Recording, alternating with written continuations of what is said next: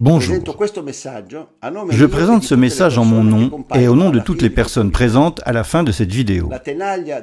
La tenaille de la censure s'apprête à se refermer sur la toile et sur les médias de libre information. Elle ne s'est pas encore déployée dans toute sa virulence, mais les signaux sont déjà tous là. Cette envie de censure s'articule sur deux fronts distincts et bien précis. La première branche de la tenaille est la légitimation du soi-disant journalisme des professionnels, autrement dit l'information mainstream, unique source fiable pour obtenir des informations valides. La deuxième branche de la tenaille est la délégitimation égale mais contraire des voies de la libre information. Avant toute chose, mettons-nous d'accord sur l'utilisation des termes. Je parle de libre information, qui est un terme beaucoup plus large que contre-information, car en réalité, nous sommes libres. En pratique, nous vivons uniquement des abonnements et des donations, et nous ne devons rendre de compte à personne de ce que nous faisons, si ce n'est à notre public qui nous soutient. Les grandes télévisions, à l'inverse, ne sont pas libres, car pour vivre, elles ont besoin de sponsors publicitaires. Sans sponsors, elles meurent. Et si un certain thème ne plaît pas à un sponsor, il n'apparaît tout simplement pas à la télévision.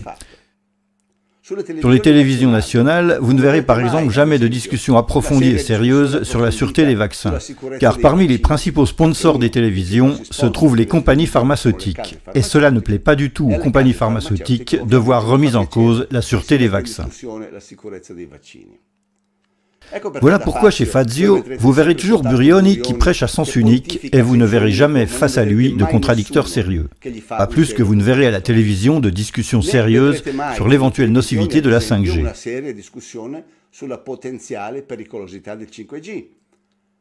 Parce que les autres grands sponsors des télévisions sont justement les grandes multinationales de la téléphonie et ça ne leur plaît pas du tout de voir remise en cause la sûreté de leur technologie. Attention, je ne suis pas en train de dire que les vaccins ne sont pas sûrs ou que la 5G est à coup sûr nocive pour la santé. Je dis seulement que de vraies discussions approfondies avec un vrai contradicteur sur ces sujets-là, qui sont si importants pour notre santé, vous n'en verrez jamais à la télévision. Simplement parce que les télévisions ne sont pas libres. Elles sont contrôlées par des sponsors qui paient leurs salaires et leurs coûts de production.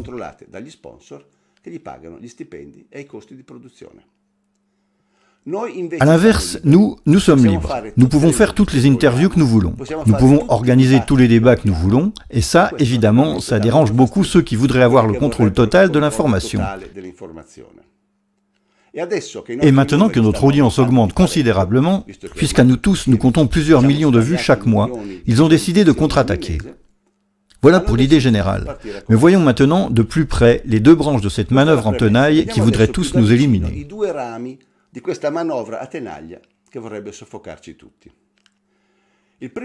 La première branche, comme je le disais, est celle de l'auto-légitimation. Nous, médias mainstream, sommes les seuls auxquels vous pouvez vous fier. Qui le dit? Nous, les médias mainstream, nous le disons nous-mêmes. Autoréférencement, évidemment. Regardez cette vidéo qui a été diffusée récemment par les chaînes de Mediaset. Oggi più che mai l'informazione influenza la nostra vita e la nostra sicurezza.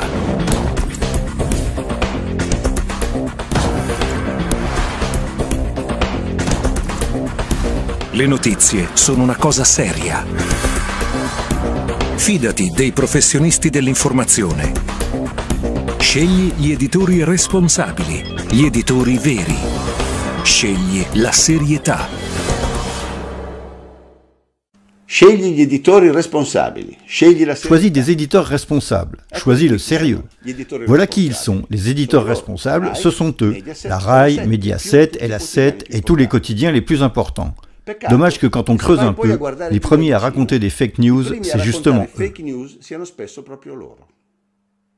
Prenons quelques exemples. Un classique désormais passé à la postérité remonte à 2014.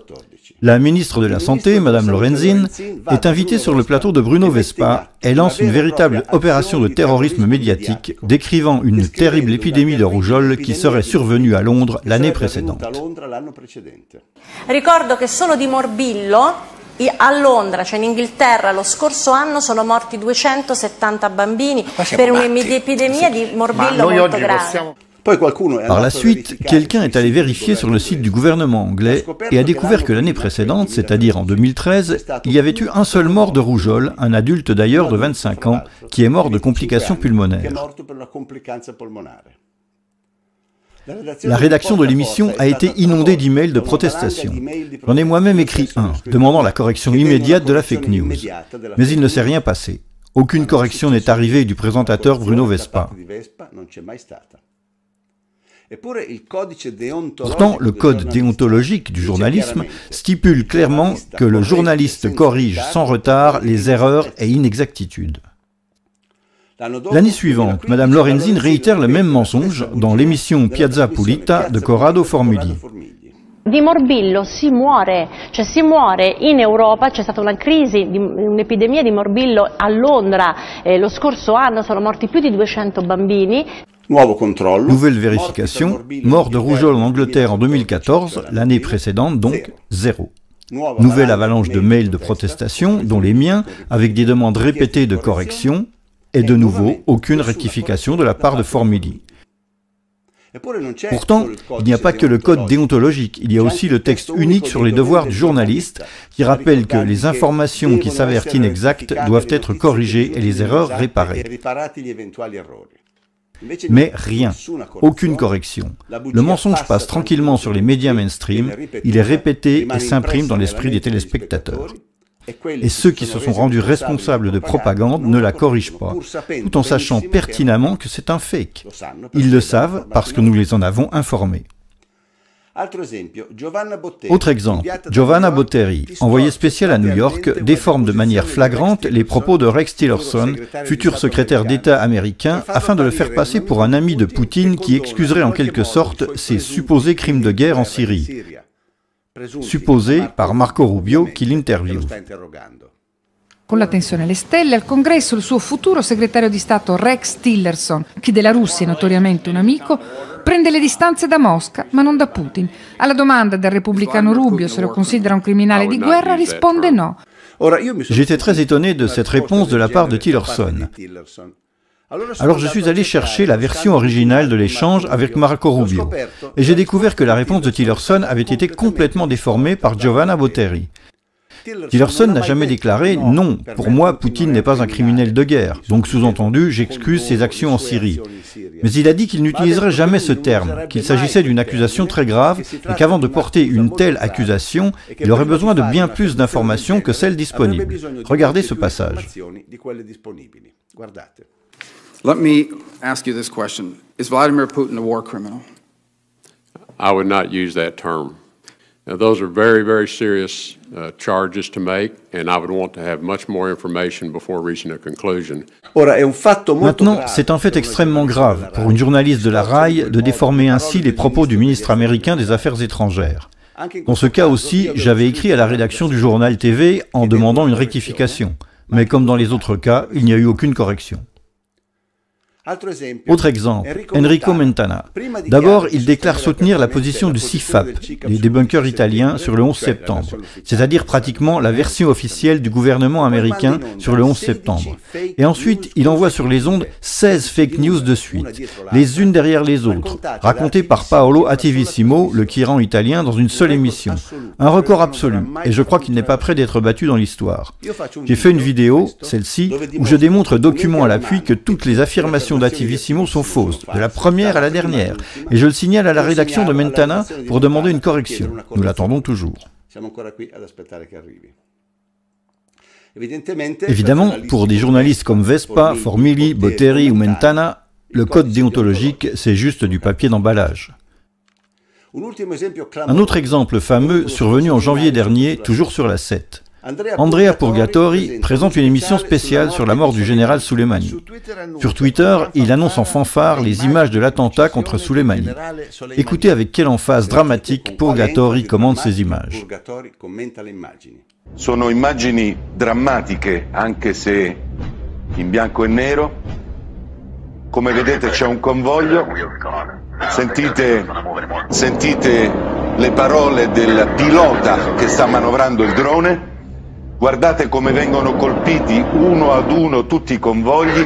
Ora ci saranno dei puntini bianchi, guardate sulla destra, Sono uomini che cercano di scappare da questo attacco. Dommage que les images qu'ils diffusent soient celles d'un jeu vidéo. Non seulement ce ne sont pas les images de l'attentat contre Soleimani, mais ce ne sont même pas des images réelles. Pris sur le fait, non seulement Purgatori se refuse à corriger l'erreur, mais il en remet une couche. Titillé sur Twitter par Paolo Attivissimo lui-même, Purgatori répond « Bien sûr, c'est un vidéogame, je le savais, mais il représente techniquement une parfaite démonstration de la façon dont un drone frappe. » Dommage que lui-même, dans une émission, nous assure qu'il ne s'agit pas d'un jeu vidéo. Regardez. Vi faccio subito vedere una cosa, ed è una cosa che somiglia molto a un videogioco, ma non è un videogioco. Et donc, que fait Purgatori? Il nous resserre un fake et dans le même temps, il nous assure que ce n'est pas un fake. Il nous ment en sachant qu'il est en train de mentir. Ceci est un cas tellement pervers que je ne pense pas qu'il soit même évoqué dans le fameux code déontologique des journalistes. Ce seraient donc les Bruno Vespa, Formigli, Botteri, Mentana, Purgatori, les vrais professionnels de l'information auxquels nous devrions nous fier les yeux fermés. Comme disait Antonio Razzi, je ne crois pas. Il y a évidemment d'excellents journalistes qui réussissent à bien faire leur travail malgré les contraintes que leur impose le système, et ils méritent toutes les louanges. Mais il y en a tant d'autres qui jouent au plus malin et qui mentent en sachant pertinemment qu'ils mentent dans le but de faire avancer leur agenda politique ou personnel.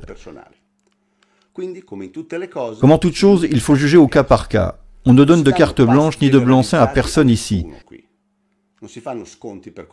C'est trop facile de dire « Nous sommes l'information officielle, ayez confiance en nous ». Notre confiance, vous devez la gagner jour après jour, émission après émission, journal après journal. Voyons maintenant l'autre branche de la tenaille, l'attaque toujours plus sévère à la libre information. C'est une attaque qui tend clairement à la criminaliser, pour ensuite avoir une excuse pour lui fermer le clapet. Cet objectif est maintenant évidemment bien coordonné, et il arrive clairement d'en haut, puisqu'il provient de la sphère gouvernementale. Regardez, Martella, sous-secrétaire d'État auprès du Premier ministre, dit « Création d'une unité contre les fake news ». Naturellement, dans l'intervalle, en utilisant l'excuse du coronavirus, on s'arroge le droit de décider ce qui est vrai et ce qui est faux. Et une fois le principe établi, il sera très facile de l'utiliser là où ça les arrange. On a même vu Purgatori en personne, il y a quelques jours, consacrer une émission entière, Atlantide, aux fake news, avec le titre « Fake Room », la fabrique des mensonges. En pratique, ceux-là même qui nous en arrosent abondamment sont ceux qui affirment vouloir les démasquer. Fantastique, non? Une véritable inversion des rôles dans la logique orwellienne classique. En tout cas, moi, face à un titre aussi prometteur que « La fabrique des fake news », je me suis confortablement assis dans mon fauteuil et j'ai regardé attentivement. Et qu'est-ce que j'ai vu? Le vide le plus absolu. Purgatori a fait son habituel minestrone de choses qui n'ont rien à voir entre elles, mélangeant l'invasion des Martiens d'Orson Welles, l'histoire du faux alien de Roswell, les missions lunaires, la mort de Paul McCartney, l'enlèvement d'Aldo Moro, le 11 septembre, la fiole de Colin Powell, la fuite d'Hitler en Amérique du Sud, Elvis Presley vivant, il manquait juste la Terre plate et le menu était complet. Au passage, je remercie Purgatori d'avoir inséré un extrait d'une de mes vidéos, donnant ainsi un peu de visibilité à ma chaîne. Merci. Bien, après tout ce minestrone, me suis-je dit, voyons un peu ce que fera notre héros, vu que l'émission s'appelle « La fabrique des fake news ». Voyons un peu comment on fabrique ces fake news. En fait, rien. Après le minestrone, Purgatori a interviewé ce qui pour lui était un épidémiologiste. Enrico Bucci, epidemiologo della Temple University di Philadelphia, buonasera. Mais qui s'est révélé en réalité n'être pas du tout épidémiologiste. Regardez un peu la bévue. Per prima cosa io, visto che ci siamo, mi occupo di smontare subito una fake news prima che diventi importante. Io non sono un epidemiologo, io sono un biochimico e mi occupo di analisi di dati complessi in biomedicina. Pauvre Purgatori, il les collectionne les unes après les autres. Il ne sait même pas à qui il parle. De toute façon, gaffe mise à part, l'important est que dans l'émission, il n'a absolument pas traité l'argument fake news. Après le biochimiste, Purgatori a interviewé un archéologue qui nous a expliqué que la donation de Constantin était un faux, comme si on avait besoin de lui pour le découvrir. Ensuite, il a interviewé un psychiatre qui nous a fait un portrait clinique précis du fabricant de fake news. Écoutez. Il fabricatore di fake news è uno che si mette lì alle 11 di sera e ne inventa una. Non so, se ne inventa uno con tutto il rispetto, magari fa un lavoro qualsiasi. Le fabricant de fake news, c'est un gars qui se met à 11h du soir et qui en invente une. Et après cette rigoureuse analyse scientifique approfondie, l'émission finit pratiquement là. En gros, d'abord la tentative désormais classique d'associer les idioties les plus disparates avec des thèmes plus sérieux, et ensuite le vide le plus absolu. Ceci n'est pas du journalisme, ceci est de l'impressionnisme médiatique. Un coup de pinceau et hop, on se retire. La tactique de l'illusion, de celui qui en réalité n'a rien à dire. Beaucoup plus féroce et beaucoup plus subtile, la tentative de Mentana d'attaquer la soi-disant sphère complotiste dans son ensemble. Dans sa revue online titrée Open, Mentana a publié un long article intitulé « Coronavirus, les origines du mouvement subversif, nouvelle résistance italienne, qui incite à violer la quarantaine ». L'article est signé de David Puente, un débunker de la nouvelle génération qui est devenu l'écuyer préféré de Mentana pour ce genre d'opération. Qu'ont-ils fait en substance avec cet article ? Étant dans l'impossibilité de nous attaquer directement, ils sont allés pêcher ce groupe Facebook appelé Nouvelle Résistance Italienne, que je ne connaissais pas d'ailleurs, et ils ont dit « eux poussent les gens à sortir de chez eux et donc à enfreindre la loi. Allons voir un peu qui sont leurs sources, d'où ils prennent leurs informations. » Ils ont donc tenté de faire le parcours à l'envers, afin de nous associer à ce mouvement qu'ils qualifient de subversif. Les Américains ont une belle expression pour parler de ce mécanisme. Ils disent « guilty by association », coupable par association. Tu ne peux pas attaquer quelqu'un directement, alors tu l'accuses en quelque sorte d'être lié à des personnes que tu définis toi-même comme subversives. Allons voir maintenant de plus près qui seraient ces personnes coupables d'appartenir à cette malsaine association de malfaiteurs. Pour mieux nous faire comprendre le message, David Puente a fait de surcroît recours à ce qu'il appelle la carte du crime.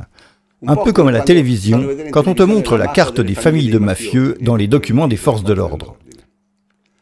Et le premier en haut de la liste est évidemment Claudio Messora. Voyons de quoi il est coupable. BioBlue de Claudio Messora invite souvent des personnages controversés qui rapportent une information alternative au mainstream. Mon Dieu, ça c'est vraiment un péché mortel. Ça mérite le bûcher immédiat sans autre forme de procès. En réalité, la vraie faute de Messora a été d'inviter Stefano Montanari. Voyons le chef d'accusation de Montanari. Il a défini le coronavirus comme un faux virus qui se révèle inoffensif et le vaccin sera une arnaque colossale pour nous injecter n'importe quoi. Donc, Montanari n'a violé aucune loi. Il a simplement exprimé son opinion, avec laquelle d'ailleurs personne n'est obligé d'être d'accord. J'ai moi-même interviewé Montanari 3 jours plus tard, et devant moi, il a répété pratiquement les mêmes concepts. Je n'étais pas d'accord avec lui, je le lui ai dit clairement, mais je lui ai quand même permis de parler, car le but d'un débat est exactement cela, confronter des opinions différentes. Au lieu de cela, le Pacte pour la science de Burioni a même fait un exposé sur Montanari, et entre-temps, il en a profité pour appeler à la censure de BioBlue. Comme ça, en passant, pendant qu'on essaie de taire le message, donnons un bon coup de massue sur la tête du messager. Une autre personne coupable de crimes atroces est Giulietto Chiesa, de Pandora TV. Giulietto Chiesa accueille des personnages controversés et des théoriciens du complot. Mamma mia, c'est insensé ce que fait Giulietto Chiesa. Il accueille des personnages controversés. Au bûcher lui aussi. Puente peut-être l'as-tu oublié, mais l'article 21 de la Constitution dit que chacun a le droit de manifester librement sa propre pensée par la parole, l'écrit ou tout autre moyen de diffusion. La presse ne peut pas être sujette à autorisation ou à censure. Donc, s'il y a quelqu'un de subversif ici, c'est toi, Puente, dans le sens où c'est toi qui veux subvertir la Constitution en empêchant ces personnes de parler. Allons voir maintenant quelles sont les fautes spécifiques attribuées par Puente aux personnes interviewées sur Pandora TV. Manlio Dinucci, qui écrit pour le journal Il Manifesto, a mis en cause l'exercice de l'OTAN connu comme Defender Europe 2020 et les soldats américains sans masque. Mais monsieur Dinucci, qu'est-ce que vous faites? Vous mettez en cause les soldats américains sans masque? Vous êtes devenu fou ou quoi? Vous ne savez pas que mettre en cause est expressément interdit par le code pénal? En réalité, qu'a fait Dinucci? Il a simplement cité une vidéo officielle du Pentagone dans laquelle on voit les soldats américains en train d'atterrir en Europe pour l'exercice de l'OTAN et de se saluer et de s'embrasser tranquillement sans masque. Quel est le péché de Dinucci? D'avoir commenté une vidéo officielle du Pentagone, c'est tout. Un autre criminel, interviewé par Pandora TV, est Maurizio Martucci, gérant du site oasisana.com et auteur sur le site Il Fatto Quotidiano. Il pose la théorie du rapport entre la 5G et le nouveau coronavirus. Mon Dieu, Martucci s'est permis de proposer une théorie. Quelle hérésie!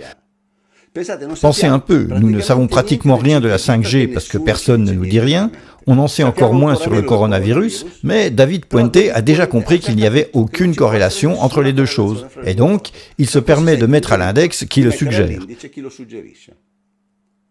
Mais même au temps de l'Inquisition, il ne travaillait pas comme ça. Au moins, les inquisiteurs avaient une base théorique.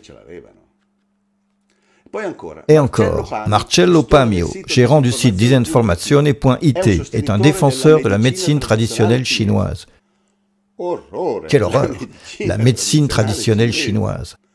Ça fait 4000 ans qu'elle nous enseigne comment nous soigner de façon naturelle et holistique, mais on ne peut pas la défendre. Serait-ce parce qu'elle ne vend pas des produits de Big Pharma? Est-ce pour cela que la médecine chinoise ne plaît pas à Puente? Et encore, d'après Pamio, la peur abaisse les défenses immunitaires. Non, Puente, ce n'est pas d'après Pamio, c'est d'après tout le monde. Même les arbres le savent que la peur abaisse les défenses immunitaires. C'est même écrit par les agences de presse. Stress, peur et angoisse abaissent les défenses immunitaires. Mais cela, Pamio n'a pas le droit de le dire, parce que Don Rodrigo Puente de Torquemada a décidé qu'on ne peut pas. Francesco Oliviero, médecin inscrit à l'ordre qui suit la médecine traditionnelle chinoise et l'homéopathie, soutient que le virus ne se combat pas en restant à la maison. Vincenzo Danna, sénateur et président de l'ordre des biologistes, soutient que le Covid-19 est une sorte de grosse grippe et que c'est en fait une grande manœuvre politique. Encore une fois, Puente, ce sont des opinions. Il est écrit « soutien ». Elles sont donc discutables autant que tu veux. Mais elles sont parfaitement légitimes. Article 21 de la Constitution. Ce n'est pas si difficile à se rappeler. Et c'est encore un peu. Il y a aussi une petite place pour moi sur la carte du crime. Massimo Mazzucco, protagoniste de plusieurs vidéos de science-fiction complotiste, il est l'auteur de la vidéo qui accuse les Américains de l'épidémie de Covid-19. Puente, en ce qui concerne la science-fiction complotiste, je te signale que mon film 11 septembre, le nouveau Pearl Harbor, est sorti il y a déjà 7 ans et qu'on attend toujours celui qui le débunkera. Jusqu'à présent, personne ne s'y est essayé et tes amis débunkers se tiennent à bonne distance. Mais si tu veux te confronter avec moi sur le 11 septembre, je suis à ta disposition. Comme ça, on verra qui de nous deux fait de la science-fiction. Et puis allez, Puente. Mazzucco, l'auteur de la vidéo qui accuse les Américains de l'épidémie de Covid-19. Moi, je n'ai jamais accusé personne, je ne suis pas si stupide. Dans ma fameuse vidéo La chauve-souris, je mets simplement bout à bout les éléments en faveur de cette théorie, qui d'ailleurs a été suggérée par le gouvernement chinois lui-même. Mais je dis bien à la fin que je ne peux pas en être sûr.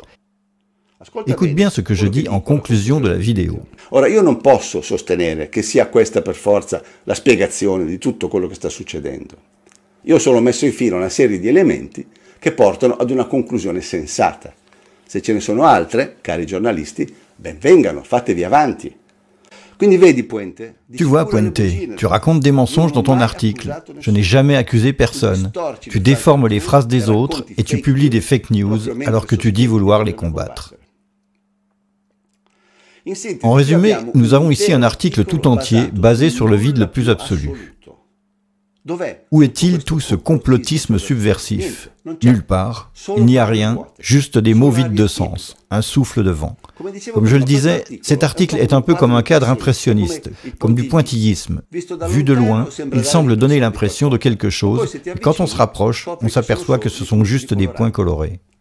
Tu vois de loin cette carte des présumés criminels, puis tu te rapproches, et tu t'aperçois que ce sont simplement des personnes normales qui essaient juste de faire leur travail le mieux possible et qui n'ont jamais enfreint la loi. Avec cependant une petite différence. Les cadres impressionnistes te laissent quand même dans l'air une sensation de légèreté et de joie esthétique, alors que ton article, cher Puente, laisse dans l'air une odeur pestilentielle. L'odeur de la diffamation, l'odeur du mauvais journalisme, l'odeur de la censure déguisée en fausse enquête sociale.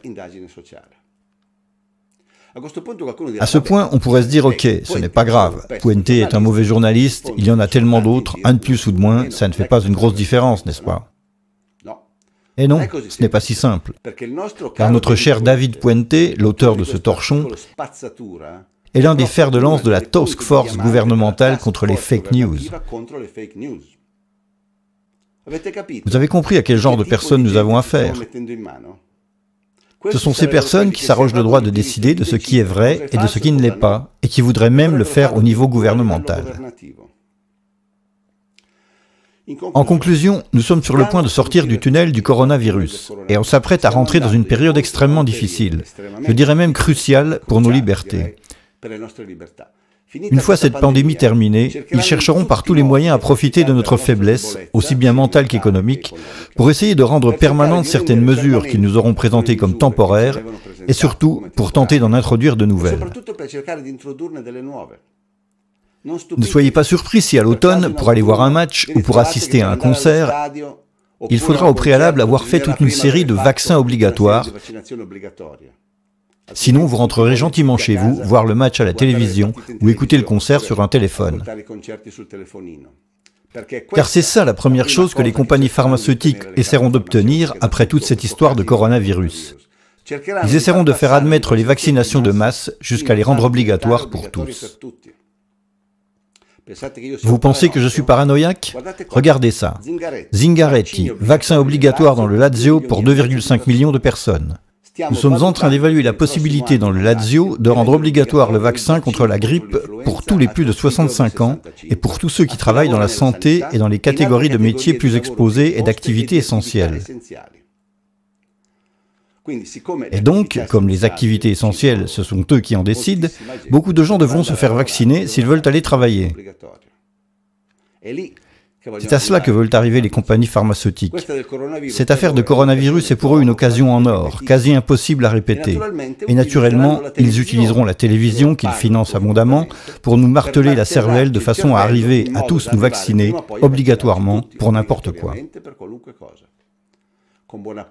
Au mépris de la Constitution qui dit que personne ne peut être obligé à suivre un quelconque traitement sanitaire, sinon par décret de loi. La loi ne peut en aucun cas violer les limites imposées par le respect de la personne humaine. En fait, les limites, ils ne se gêneront pas pour les violer, grâce à nos peurs et à notre état de confusion. Vous verrez, avec l'excuse du coronavirus, combien de limites ils chercheront à violer.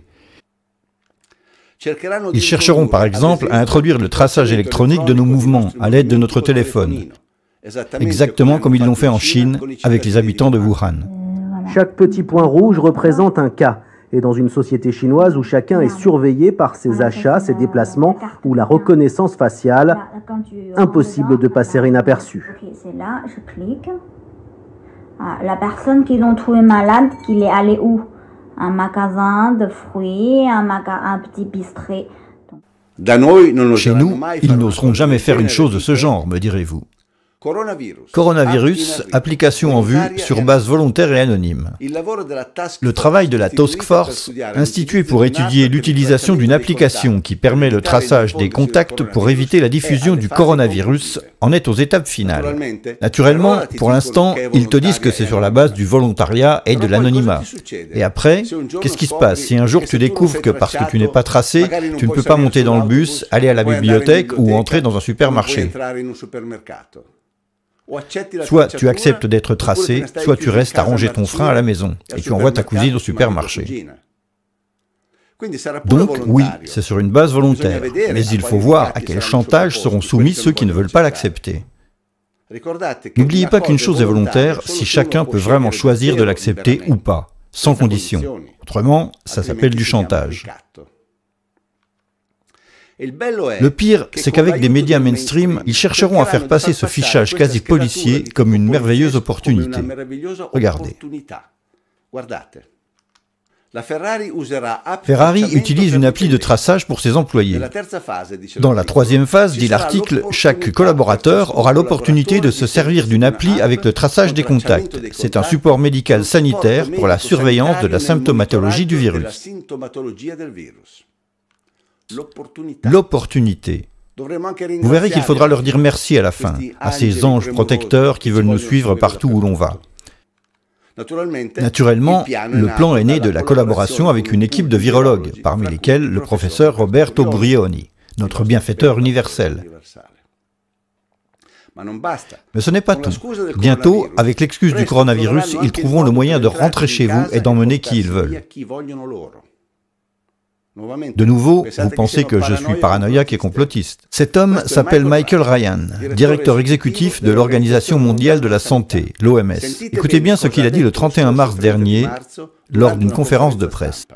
Transmission has been taken off the streets and pushed back into family units. Now we need to go and look in families to find those people who may be sick and remove them and isolate them in a safe and dignified manner. Et c'est l'Organisation mondiale de la santé qui parle. Ce n'est pas le concierge de l'immeuble.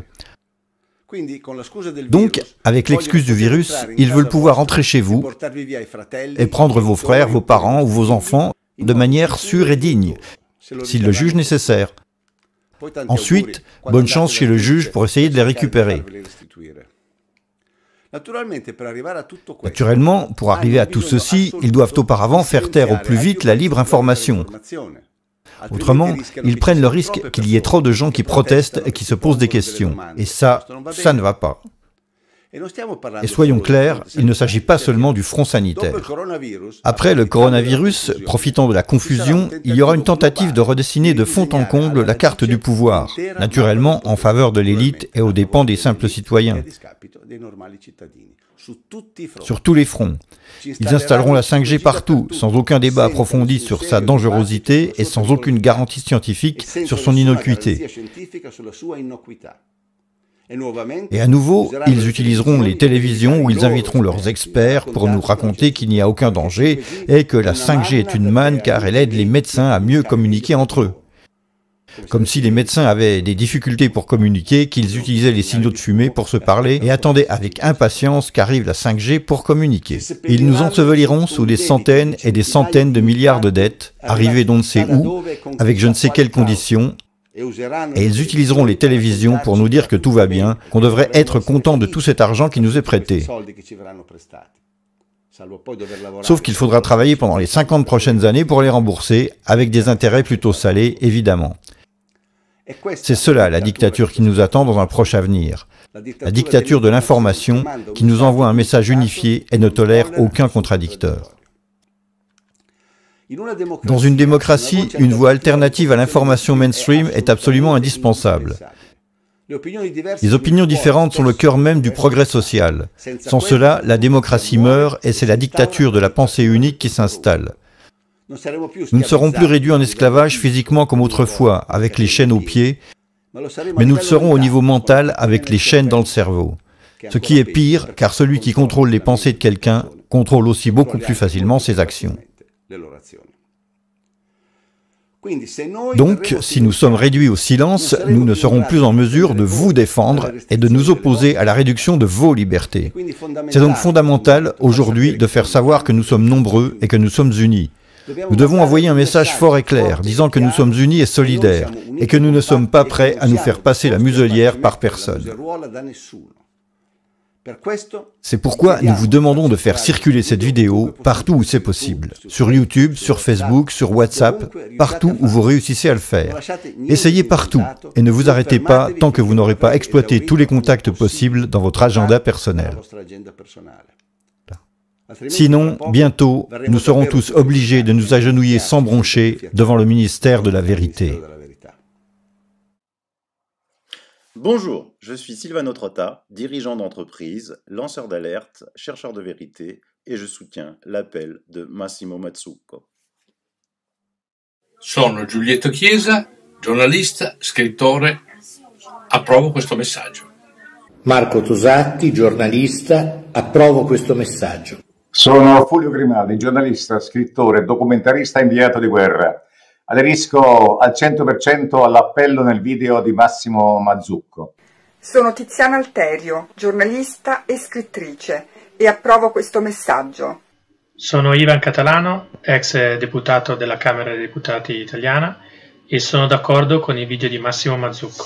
Sono Fabio Frabetti, giornalista, direttore di Border Knights, e approvo questo messaggio.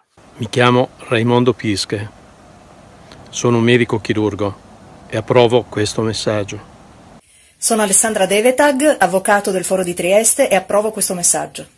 Sono Maurizio Blondei, giornalista, e sono d'accordo con l'appello di Mazzucco. Sono il dottor Stefano Scoglio, ricercatore scientifico, candidato al Premio Nobel della Medicina 2018, e approvo questo messaggio. Sono Margherita Furlan, vice direttrice di Pandora TV, e approvo questo messaggio. Sono Davide Barillari, consigliere regionale del Lazio, e approvo questo messaggio. Sono Patrizia Cecconi, scrittrice. Collaboro con alcune testate giornalistiche online. Approvo questo messaggio. Sono Ugo Mattei, avvocato e professore universitario, giurista. Approvo questo video. Mi chiamo Marco Pizzuti, sono un saggista d'inchiesta e approvo questo messaggio. Sono Corrado Malanga, faccio il chimico, sono uno scrittore e sono d'accordo con te, caro Mazzucco. Sono Mario Dinucci, giornalista e analista geopolitico, approvo questo messaggio. Sono Gustavo Alberto Palumbo, architetto, artista visivo, blogger. Sono d'accordo con questo messaggio. Mi chiamo Marcello Pamio, sono uno scrittore, responsabile del sito disinformazione.it e approvo in pieno questo messaggio. Sono Martino Chiorboli, psicologo e formatore, e sono d'accordo con questo messaggio. Sono Franco Fracassi, giornalista e scrittore, e approvo questo messaggio. Leopoldo Salmaso, specialista in malattie infettive e sanità pubblica e pubblicista. Approvo in pieno questo messaggio. Sono Gaia Pasi, docente e curatore di arte contemporanea, e sono completamente d'accordo con questo video.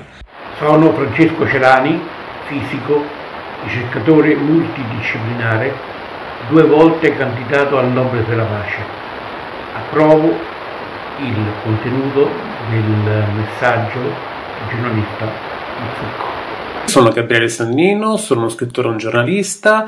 Viva la Costituzione, viva l'articolo 21, viva la democrazia. Naturalmente approvo questo messaggio. Sono Adriano Colafrancesco, blogger e scrittore. Ho ascoltato il tuo appello, lo condivido pienamente e per questo mi riservo di darne la più ampia diffusione su tutti i miei contatti.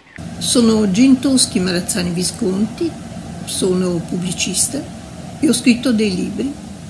Condivido pienamente questo video. Sono Enrica Perucchietti, giornalista e scrittrice, e approvo questo messaggio. Sono Ugo Giannangeli, avvocato, approvo questo messaggio. Sono Roberto Germano, autore di saggi, fisico e imprenditore, ed approvo questo messaggio. Sono Mauro Scardovelli, giurista e psicoterapeuta. Ovviamente approvo questo messaggio, perché stanno introducendo la censura in Italia, che è vietatissima dall'articolo 21 della Costituzione. La censura infatti è tipica delle dittature, propria delle dittature, quindi indica la fine della democrazia. Sono Tom Bosco, direttore responsabile della rivista bimestrale Nexus New Times, e approvo con tutto il cuore questo messaggio.